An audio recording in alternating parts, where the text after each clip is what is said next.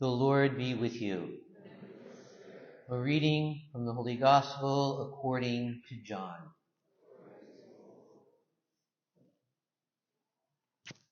A man named John was sent from God.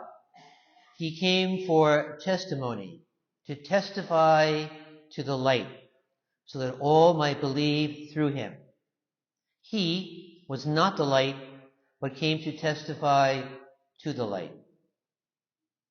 And this is the testimony of John.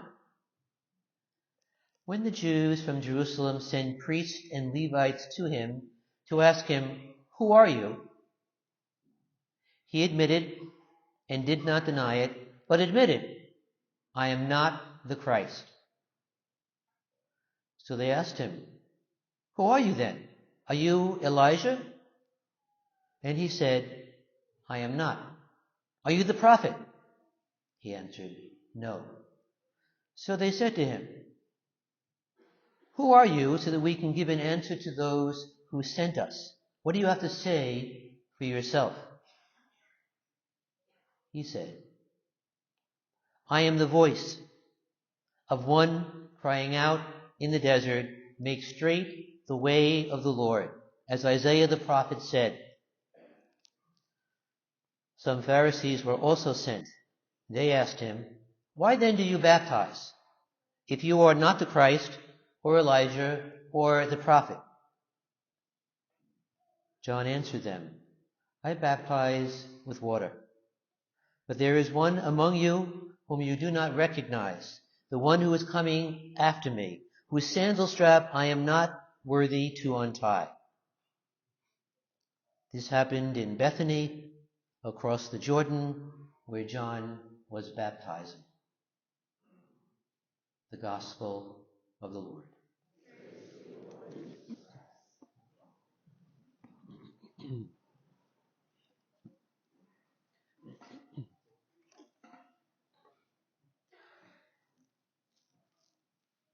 This past week I was on retreat out at the seminary in Huntington, and being on retreat is a great opportunity for a homiletic and spiritual reboot, especially having extra time to think about the question put to John the Baptist today. 3 times he's asked, "Who are you?" So if you had to describe yourself to someone, how would you begin to answer that question? Some of us would start with physical description. I'm tall or short, certain skin color, hair, eye color, whatever it might be. Others might begin with relationships. I'm a parent, I'm married, I'm single, I live in community. Some might define themselves by their work. I work in an office, I'm a student, I'm a sales clerk, a lawyer, this busboy, retired, whatever it might be. When they put the question to John the Baptist, however, asking him, "Who are you?" he didn't answer in any of these kinds of ways. Instead, he described himself by admitting who he was not. "I am not the Christ." John knew, of course, that that was the real reason behind the inquiry being made of him.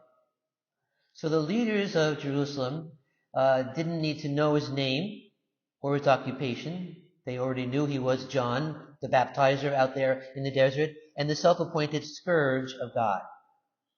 What they really wanted to know is, who did he think he was? What did he think he was doing? And most importantly, by whose authority was he doing the things that he was doing? "Are you Elijah?" they asked.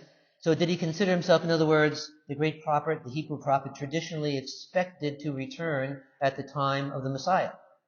"No," he said. So finally they grew exasperated with his denials and his evasions. And they demanded that they give him an answer, an affirmative answer. Then what do you have to say for yourself?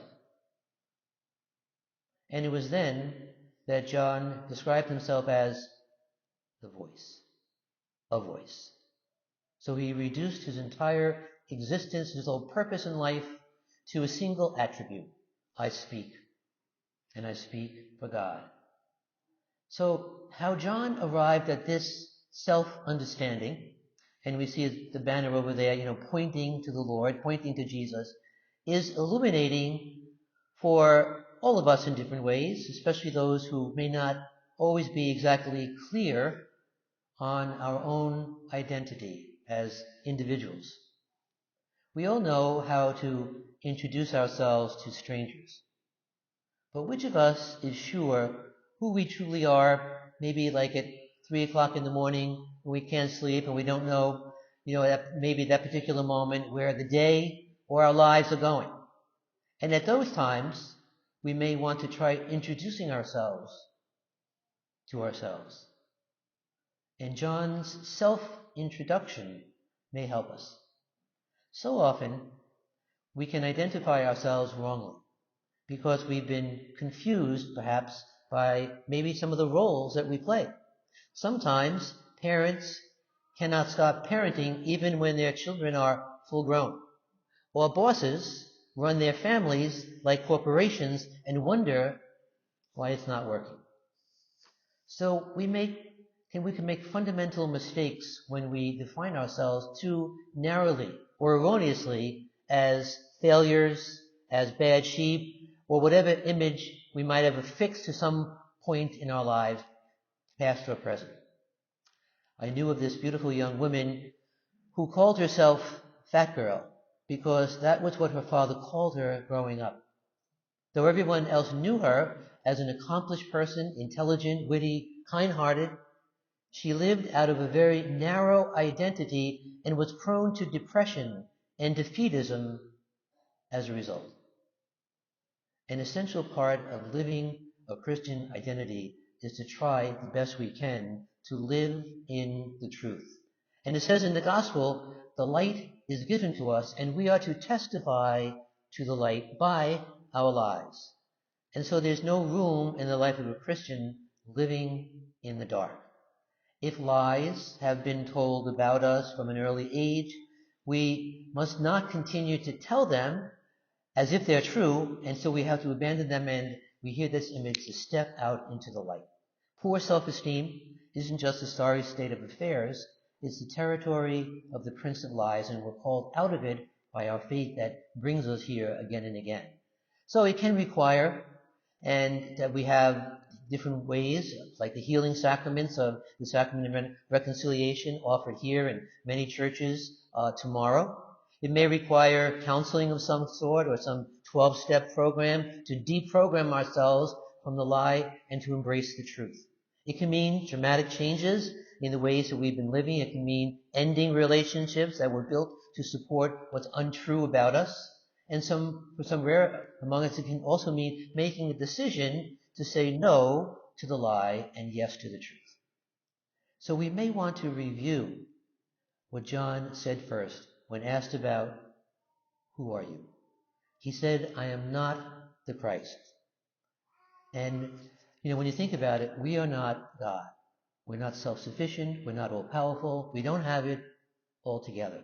We need others. We need the help of others sometimes. We need support and encouragement and love. And so being called out of the darkness and into the light can take time, and we shouldn't be too hard on ourselves, but we also need to challenge ourselves. And so when you think about it, when you come out of a dark room, it takes time for your eyes to adjust to the light. Testifying to the truth about ourselves, as John demonstrated, comes in 2 stages. First, number 1, knowing who we are not and dispelling the lies that we're tempted or socialized into telling. And the second is discovering who we truly are.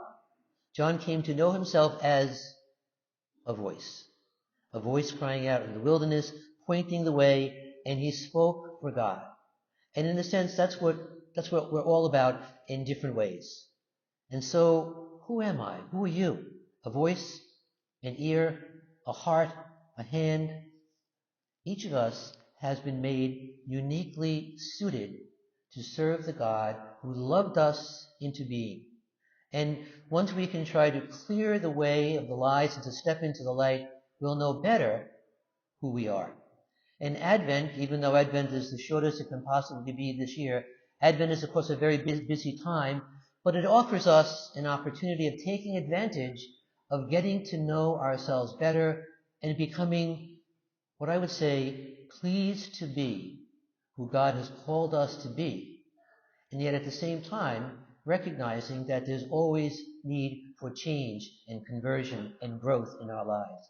Pleased to be ourselves, you might say, which is the work of Advent. So as we continue this Advent journey, as we hear these beautiful readings today that call us to rejoice that Jesus is present, let us pray that John the Baptist, pointing to the Lord, will enable us to know who we are better, and so the best Christmas gift that we can give to one another is the gift of ourselves, knowing who God has called us to be and sent us into the world to make a difference.